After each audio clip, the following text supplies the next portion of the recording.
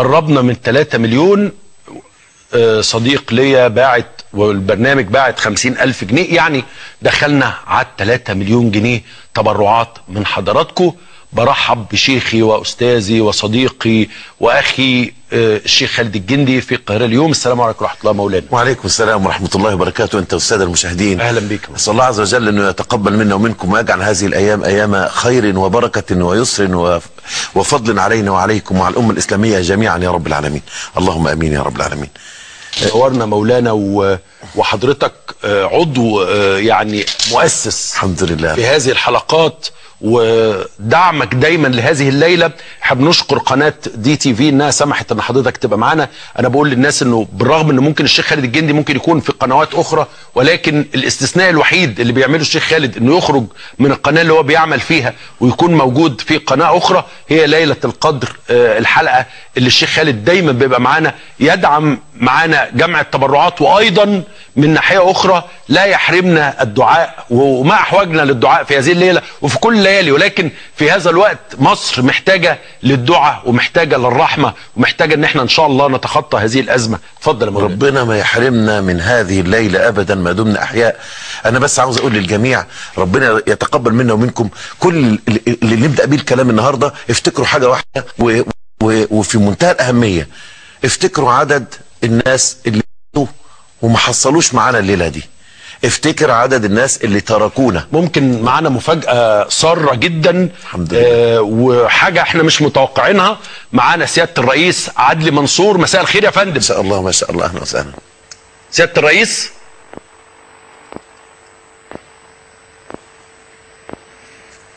معانا سيادة الرئيس عدلي منصور زي ما بقول لحضراتكم. مع سيادتك يا فندم. اهلا بيك يا فندم. اهلا وسهلا. احنا سعداء جدا بالمفاجأة الجميلة دي. الله يخليك. اهلا وسهلا ومرحبا، بنرحب بيك يا سياده الرئيس. السلام عليكم يا شيخ خالد. وعليكم السلام يا سياده الرئيس ومرحبا بيك. كل سنه وانت طيب. وانت طيب، ازاي الصحه؟ ربنا يخليك ويبارك فيك ويحفظك ويحميك. ازيك يا استاذ عمرو؟ اهلا بيك يا فندم في الليله الجميله دي اللي احنا يعني بندعو الله انه ربنا يستجيب لدعائنا جميعا انه مصر تعدي من ازمتها على ايه. تحب تقول لي ايه للمصريين يا فندم؟ ان شاء الله هتعدي. سياده الرئيس. الو. ايوه يا فندم، تحب تقول لي ايه المصريين في ليله القدر الليله دي؟ انا طبعا بقول لهم كل سنه وهم طيبين، وربنا سبحانه وتعالى ندعوه انه مصر تعدي هذه الازمه على خير، وان شاء الله انا واثق ان ربنا سبحانه وتعالى سيستجيب الدعاء. امين يا رب. سياده الرئيس، المصريين اللي قلقانه النهارده، ناس كتير قلقانه حاسه انه الوضع لسه مش مستقر، تقول لهم ايه؟ هقول لهم ان شاء الله ان شاء الله بفضل هذا الشعب النبيل وارادته سنعبر هذه الازمه. الناس كلها بتسأل انه بعد ما تم من تفويض للقوات المسلحة والشرطة والى اخره، ما هي الاجراءات، ما هي الخطوات اللي هتحصل بعد كده؟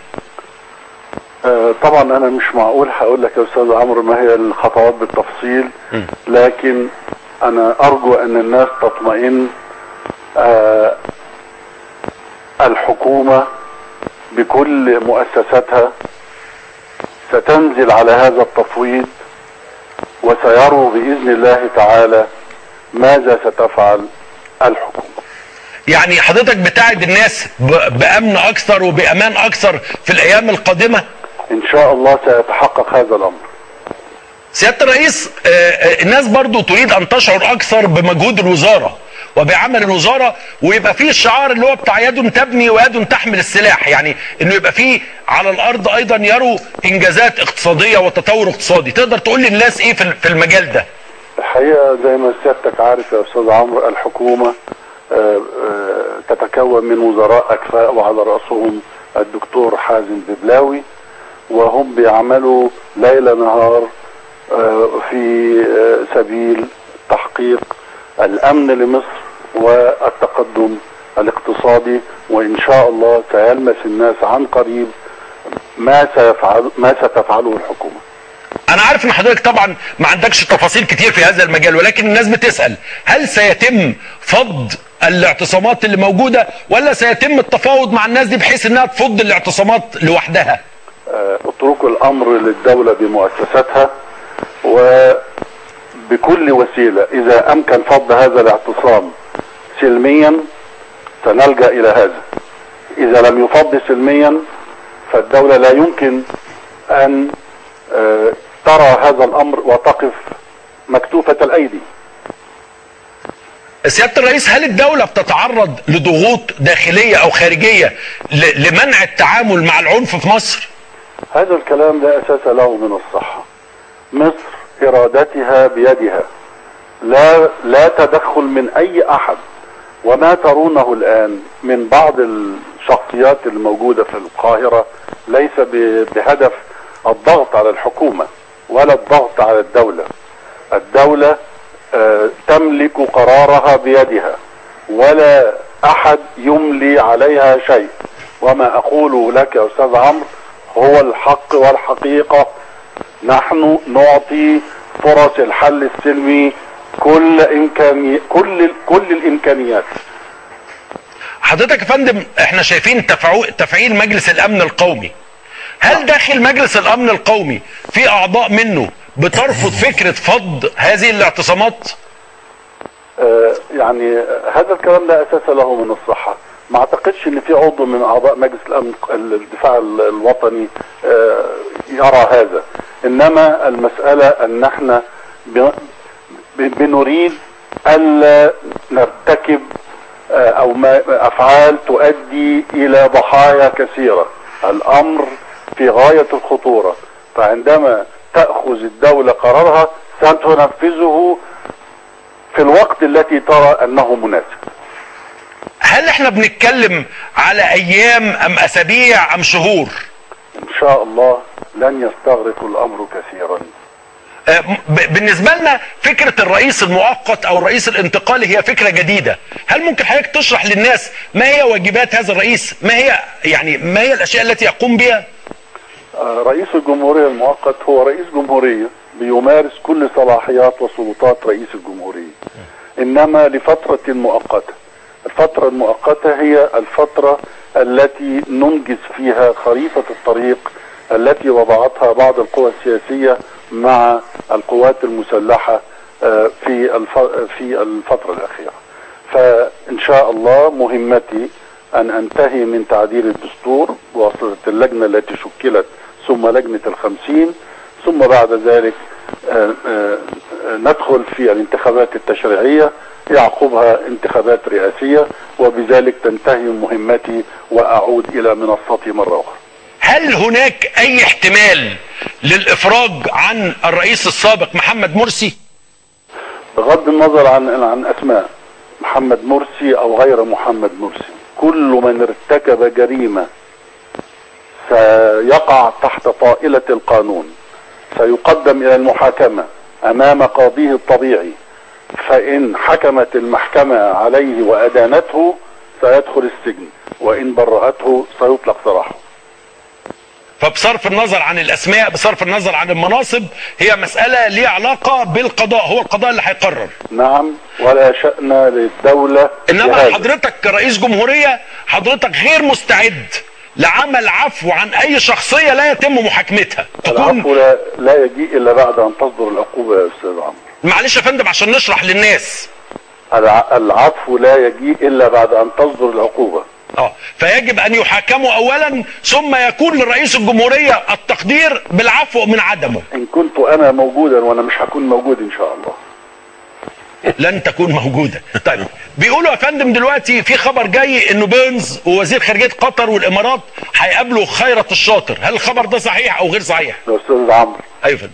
أنا بدخل عليك أساسا لكي أدعم حملتك الخيرية.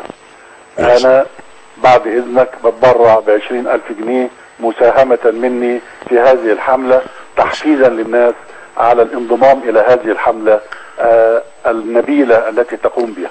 سيادة المستشار عدلي منصور، دي أول مرة رئيس جمهورية يتبرع لنا في ليلة القدر. أرجو أن تقبلوا مني هذا المبلغ البسيط، و20,000 جنيه من رئيس جمهورية مصر عدلي منصور. ربنا يتقبل منك يا سيادة الرئيس، من جيبه الشخصي. ربنا يتقبل منك يا سيادة الرئيس. أشكرك يا شيخ خالد، وأرجو أن تدعو لمصر كثيرا. اللهم أمين. وإن شاء الله هي أمانة في رقبتك وفي عنقك، وأنت أهلها إن شاء الله. وأدعو الله سبحانه وتعالى أن يمكنك من حقن الدماء والحفاظ على الدماء. وكل المصريين أولادك وأمانة في رقبتك، وربنا يتقبل من حضرتك ويجعله في ميزان حسناتك يوم القيامة. سيادة المستشار، سؤالي الأخير، اتفضل. لو سمحت توجه كلمة للمصريين اللي عندهم لسه مشاعر التشاؤم، تقول لهم إيه؟ أقول لهم تفاءلوا بالمستقبل، إن شاء الله المستقبل سيكون في صالح مصر والمصريين. لا تنظروا إلى الوراء، انظروا إلى المستقبل. أرجو من الجميع أن يعوا درس الماضي، لا عودة إلى الوراء، لا عودة إلى الوراء، لا عودة إلى الوراء. شكرا. سيادة الرئيس عدلي منصور، بنشكرك على هذه المفاجأة الجميلة وهذه المداخلة القيمة. شكرا لك. أشكرك. شكرا لك. شعور جميل وشعور الحقيقه زي ما بقول حضراتكم دايما ليله القدر وحاله ليله القدر بتبقى مليانه مفاجآت. النهارده مفاجأة الأولى من نوعها، لأول مرة رئيس من رؤساء جمهورية مصر يتبرع ب20,000 جنيه ليلة القدر. اهم حاجة عندنا والانطباع الاول اللي عاوز اقوله للناس، ما تخافوش على الاسلام في مصر. الاسلام سيبقى وبمشيئة الله عز وجل، والوازع الديني موجود عند الافراد.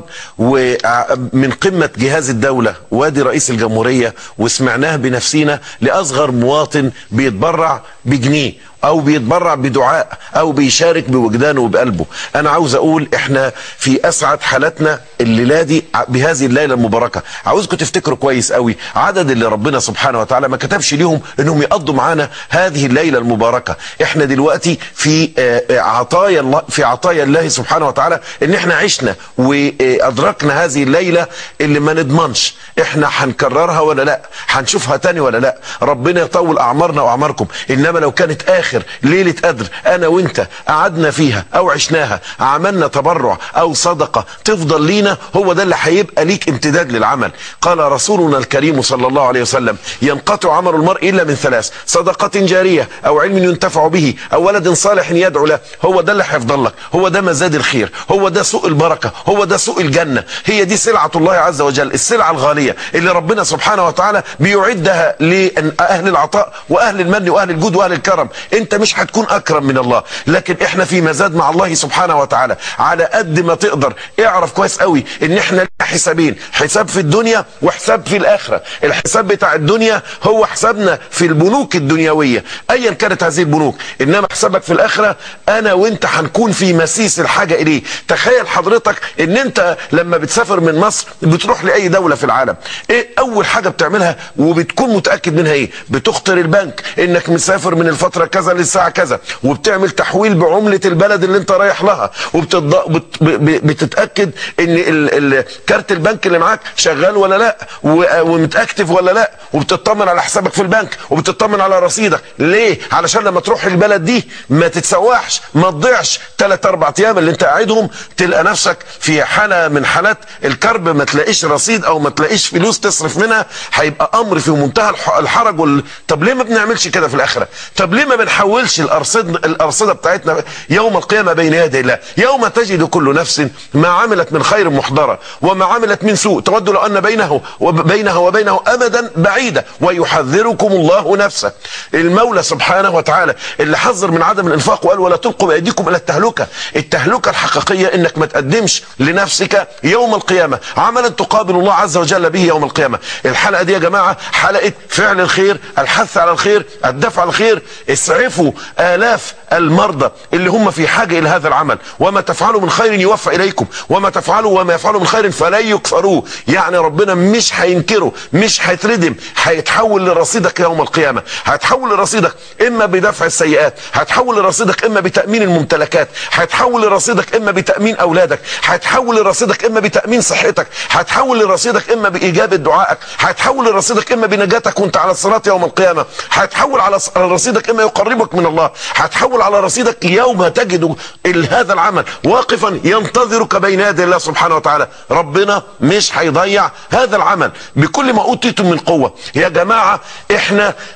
قعدنا شاهدنا شهر رمضان، شفنا ليلة القدر، احنا ربنا احيانا لغاية دلوقتي، دي نعمة لوحديها مستقلة، دي نعمة مستقلة محتاجة شكر. كان ابن عطاء الله رحمة الله عليه ورضي الله عنه يقول لك ان من عباد الله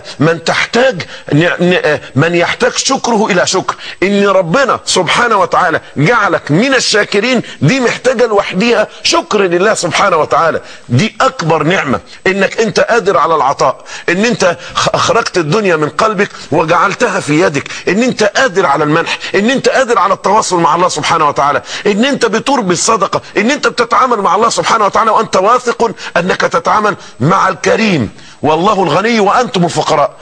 نتكلم ونقول يا جماعة التبرع اللي قام بيه سيادة الرئيس عدلي منصور ال20,000 جنيه هي يعني خطوة بتشجع ناس كمان. يعني الحمد لله احنا معديين ال3 مليون دلوقتي، ولكن ده من جيبه الخاص ومبادرة جميلة. زي ما بقول لحضراتكم احنا متعودين كان دايما الرؤساء بياخدوا ما بيدوش فعندنا رئيس بيتكلم دلوقتي بيتبرع، وانتوا عارفين برضو مرتبات القضاء ليست بالشيء الكبير، ولكن الراجل متبرع برقم كبير جدا 20,000 جنيه بنشكره. وزي ما بقول لحضراتكم ان دايما ليلة القدر دي بيحصل فيها اشياء غير عادية، يعني اشياء احنا ما بنبقاش متوقعينها. شيء غير فجأة قالوا لي انه رئيس الجمهورية عايز يخش عايز يتبرع 20,000 جنيه، وطبعا احنا بكل رزالة حاولنا برضو ان احنا نفهم منه حاجات في السياسة وناخد منه اخبار، ولكن زي ما بقول لحضراتكم اشياء جميلة جدا بتحصل الليلة دي. سعداء جدا هذه الليلة، وزي ما بقول لكم ايضا بركة الشيخ خالد الجندي اما بتحل كل الاشياء بتبقى جميلة. امين يا رب، امين يا رب. نطلع فاصل اعلاني ونرجع تاني. زي ما بقول لحضراتكم معديين ال3 مليون جنيه، مستنيين تبرعات اكثر. سيادة الرئيس عدلي منصور تبرع ب20,000 جنيه في اول مداخلة لرئيس في برنامج القاهرة اليوم. عمر ما كان عندنا مداخلة من رئيس في برنامج القاهرة اليوم ابدا، مش فاكر، ما حصلش. هنطلع فاصل اعلاني ونرجع تاني، ابقوا معنا.